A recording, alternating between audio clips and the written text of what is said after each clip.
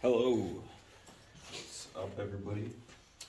Professor Bomber back at it again. You can tell by my glasses. I have drawn this up, and it's a visual representation of my last video, which was called Inflationary Encryption Keys. This will help save gaming and create esports a sport, not a way of cheating in order to gain competitive handicap advantages against your opponent until they have no possible way other than a free win for you and a free loss for them. I'm trying to create symmetry in esports, and how we do that is transcription.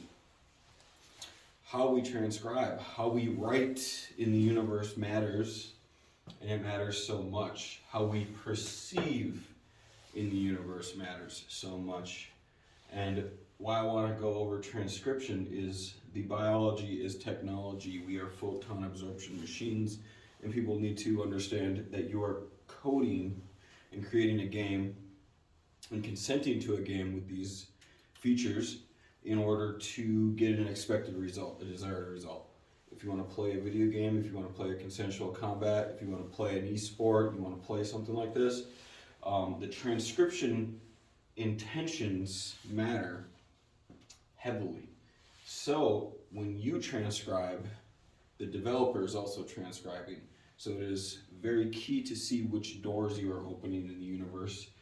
And that is why I want to preface that in part one, a visual representation.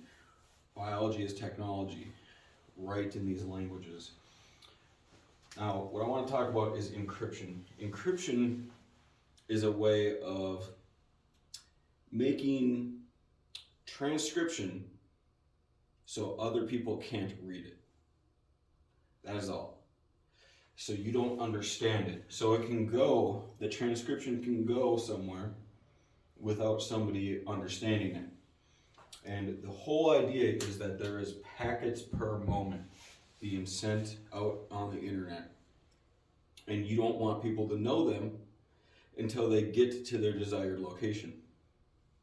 And then you will be perceiving those packets in photon absorption relative decryption. So we are photon decryption machines. And people need to be thinking in this logics in order to be coding in this logics and these intentions. Because if you're not, you're kind of going about it in an ignorantly manner. And if you code a game in an ignorant manner, you will end up with backdoors and hacks. And the problem here is hacks. And we're trying to eliminate hacks here. That's what Professor Bomber is here to show you. What I want to show you is an example of a packet right here in these brackets here. This is an example of BB code to encapsulate the 10101. And what I want to do is I want to show you, this is packet format 1. Packet format 1 is true format in this example. This is the truest state of binary digits. These are electron positions inside your computer. Whether or not the silicon bit is charged to be a conductor, a 1, or a non-conductor, a 0.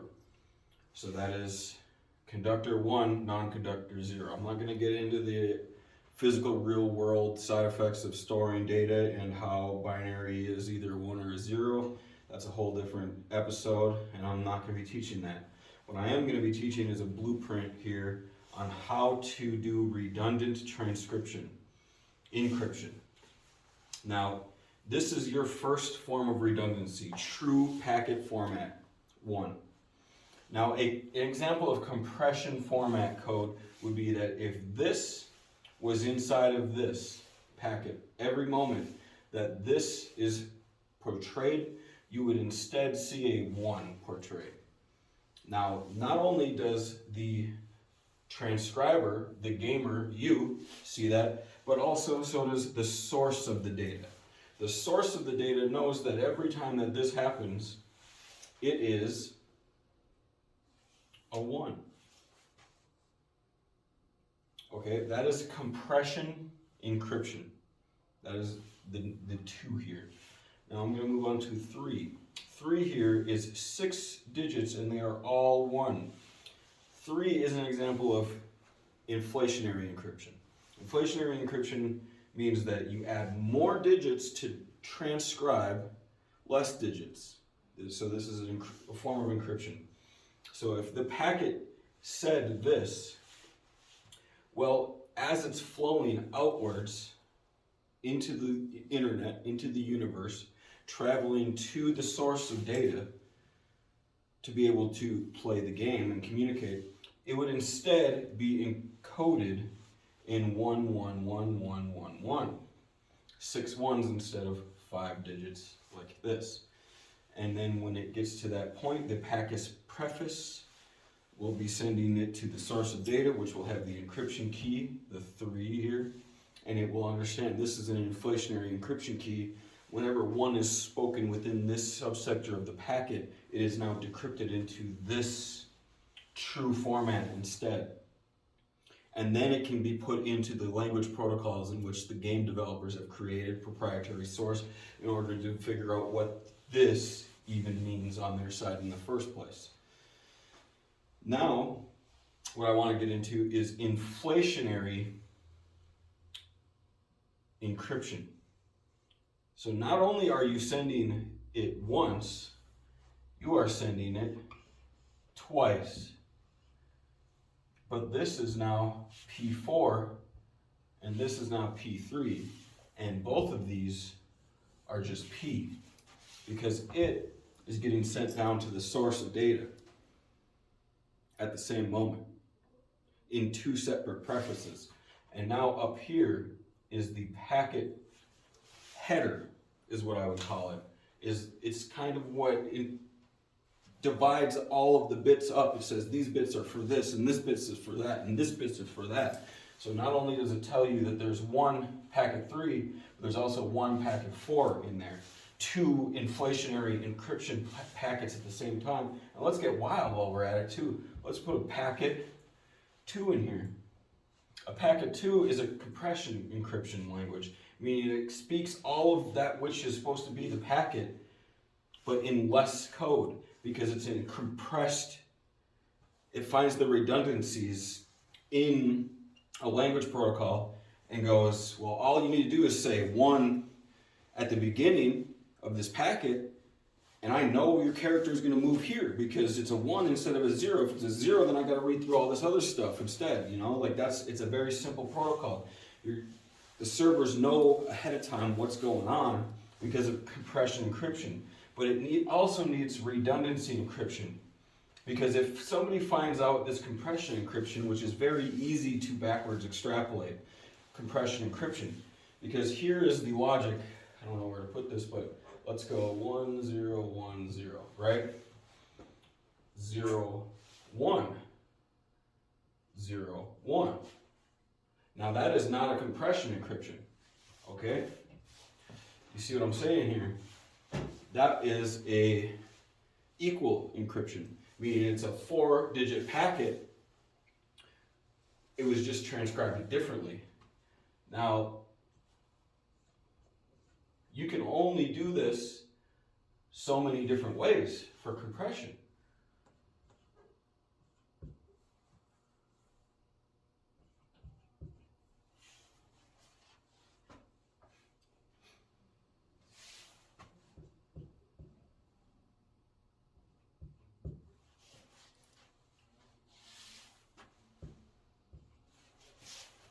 And now you have every permutation of that compression language. And now a hacker just needs to go, which one of these is it, to backwards extrapolate to true stance, right? Oh, I plugged this one in, failed.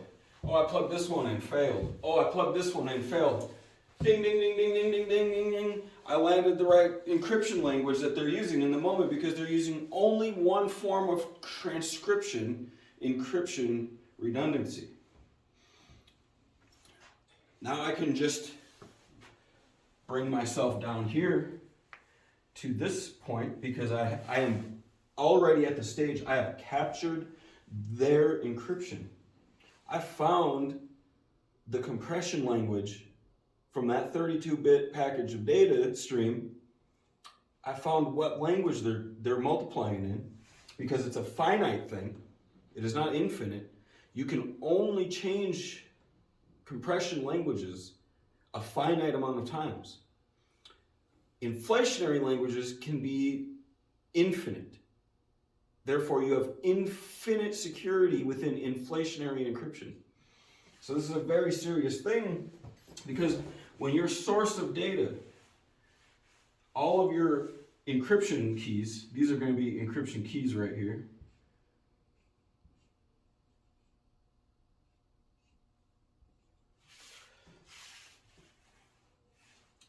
When a router has more data than your source of data, and then their circles start to overlap and eventually overtake your entire source of knowledge in encryption, they now are the main factor between your data and the client's transcription. So what I want to get down here is, if a packet of data needs to communicate 1, 1, 1, 1, 1, 1 in sequence, it will be told so within the encryption key in a footer or a preface in the packet. This is packet encrypted format. In packet encrypted format, it's going to always have prefaces and footers, kind of like this, for example, multi-languages. It's very similar logic to up here, the multi-redundancy single packet. Multi-redundancy single packet is a form of inflationary encryption, by the way. That's what's going down here. Is you don't use multiple versions of compression encryption. You can, and that's also a version of inflationary encryption, because the packet is not P equal to 1. It is P equals greater than 1.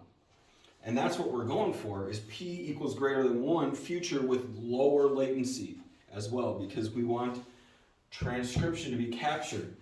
We want our biology as technology. We want pre-computed time. We want factorial ingredients. We want, when these transcriptions happen, when I press buttons, I want it instantly quantum entanglement speed, faster than quantum entanglement speed. I'm talking universe as a simulation.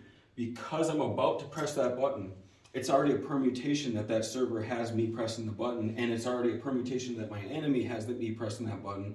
And when I do it, it all happens simultaneously.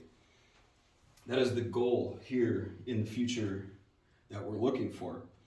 Now, I want to skip ahead and get to the end of this session here, but I want to talk about anti-rootkits.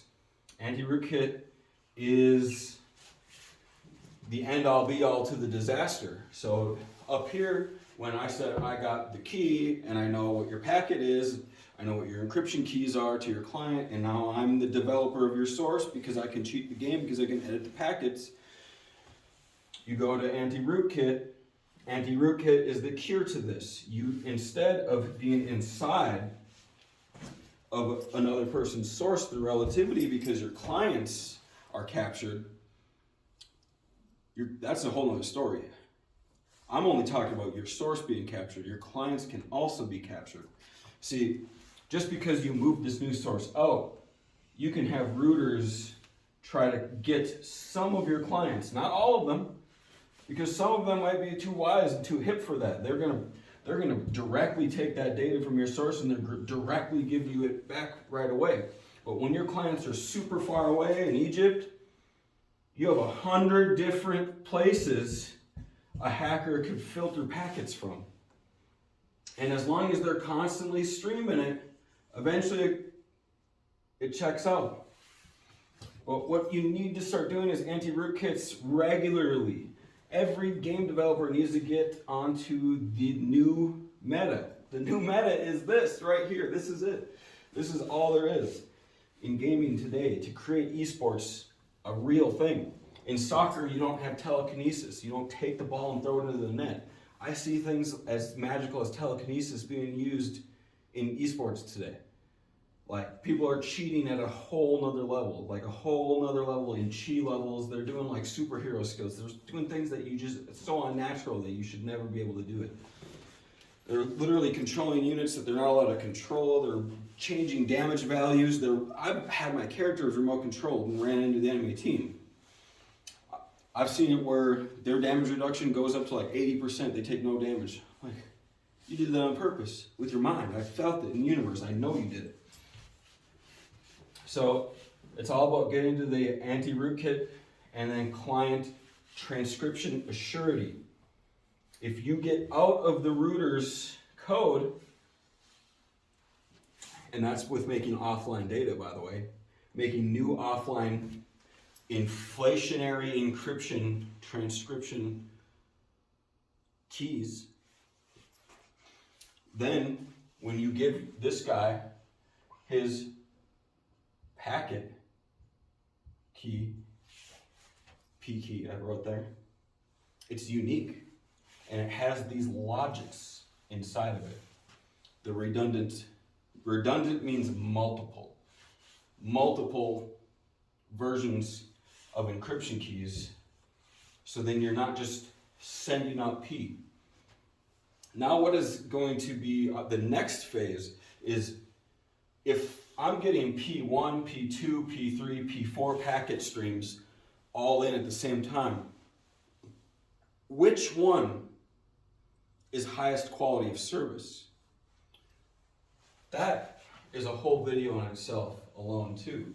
Quality of service means P infinity. I botched the infinity. Infinity. P infinity minus 1. This is the best quality of service list that I know.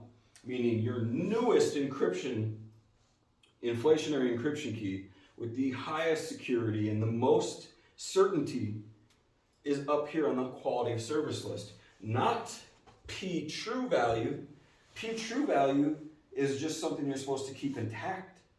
P true value is the way you initially wrote the game. Now what you want to do is you want to change P true value to P infinity, the highest state of encryption that your source of data and your client's data have, so that you have the most assurity that they are witnessing exactly what you want them to witness, not what the hacker wants you to witness or wants them to witness. It is all about this formula.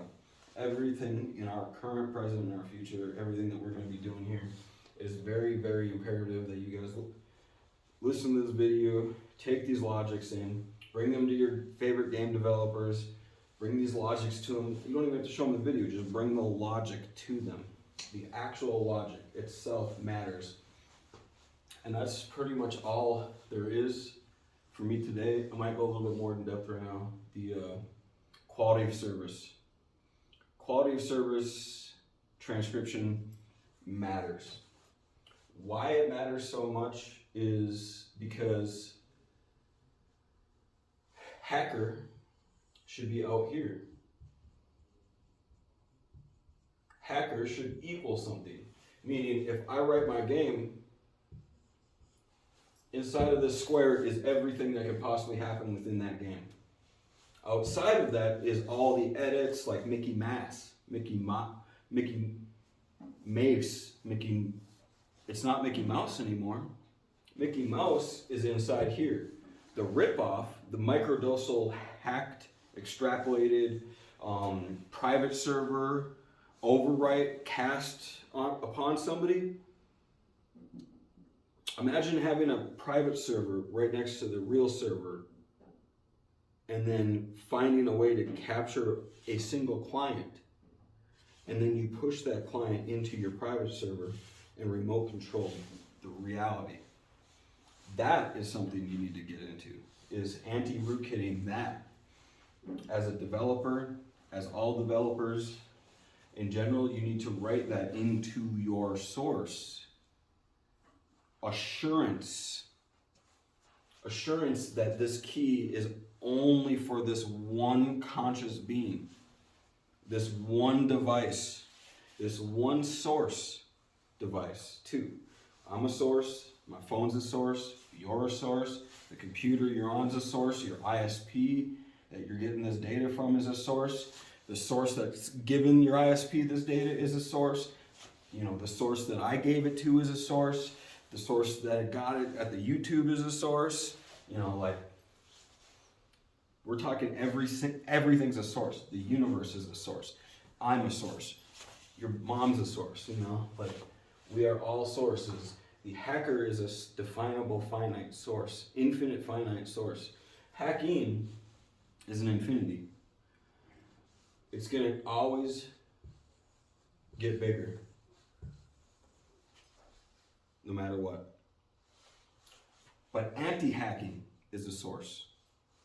And anti-hacking goes, I know this, I know this, I know this, I know this.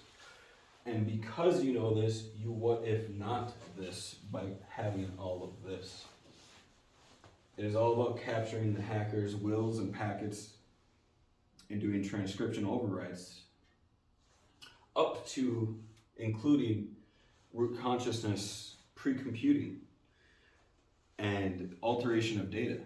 Root consciousness pre-computing and alteration of data will probably save esports and competitive gaming and sports in general one day, if it already hasn't. I heard NFL has technology up to this level already in order to stop spiritual combat within their game, but that might be classified. So, thank you guys for watching. I'm out. Peace.